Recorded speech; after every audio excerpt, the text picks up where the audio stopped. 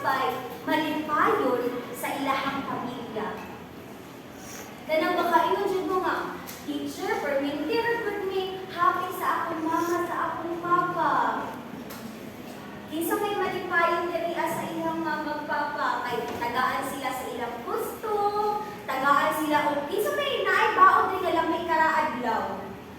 Hello, wala? Ay, si Tiffany. How about si Novacel? Kami po, teacher. Oo, kamu po. Ay, wala na kanitaas sa inyong kamot. Okay. So, ato ang istorya karong hapon na nagauluhan ko ang malipayong pamilya. Unsa ganito? Ang malipayong pamilya! Okay, sunod.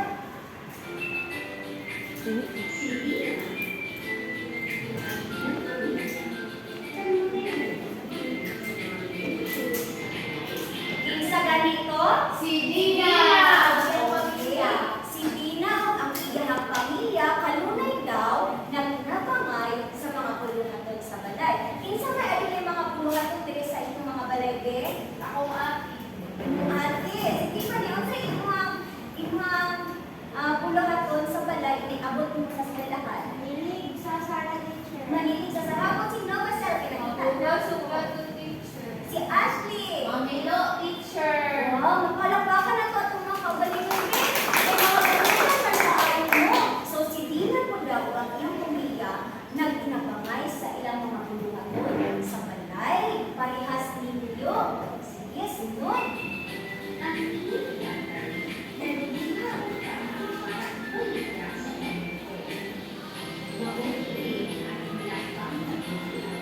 So, ang unang na miyembro sa pamilya na atong mahisgutan kay si Tatay! Buhat ni tatay. Nabuhay! Ama, nagbuha og kahoy kay para ibaligya sa palengke kay ang ilamang kanang panginabuhian kay mamaligya og sugron nga kahoy. Ama, sige sa sunod.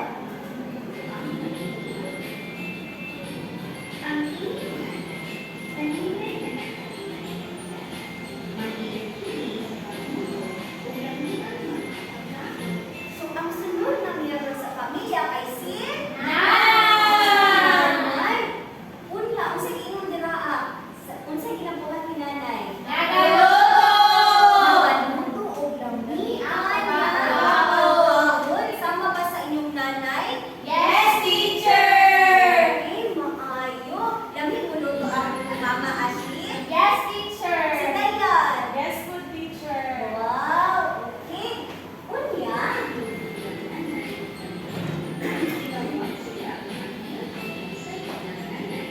So, samtang daw, nagluto ang iyang nanay sa kahapon para sa panhapon, gitawag nila ang iyang anak na babae nga si Lina o ang iyang mga anak na lalaki nga si Berto. O sa ngalan sa anak na lalaki? Berto!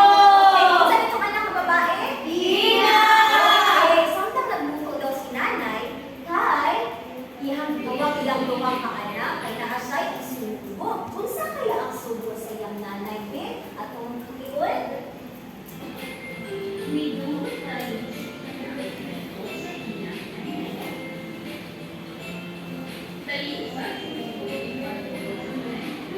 Okay. So, pagtawag sa iyang nanay ni Duo dayon si Ina o si Berto. Kamo, kung tawagan mo sa inyong nanay o tatay, or kinsa may mutawag sa inyong ma, utungan ka po dayon, or muduol ka po dayon, or muwayan mo nga, unya, nagmate, madula, ako. Ingat, unya, magsay, unya, Hi, teacher! ay, very good kay Alice, di ako nga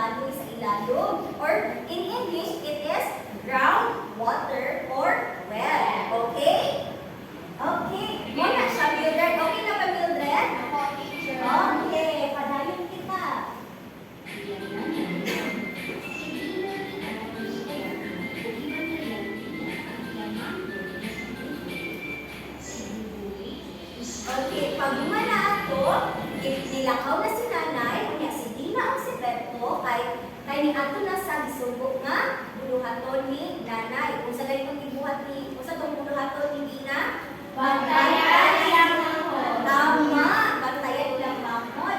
Unya si Berto kay, Magkabuang tubig. tama. Okay, next, kay,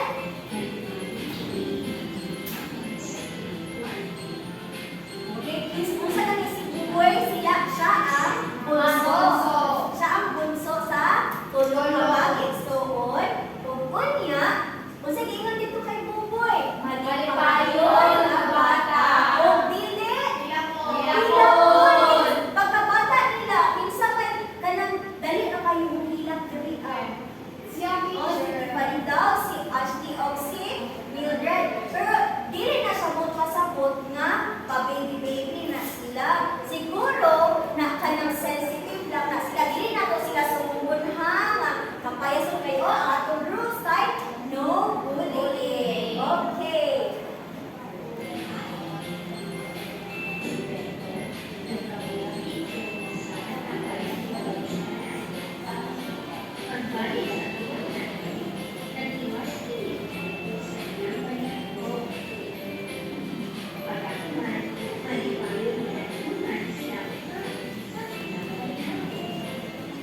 Okay.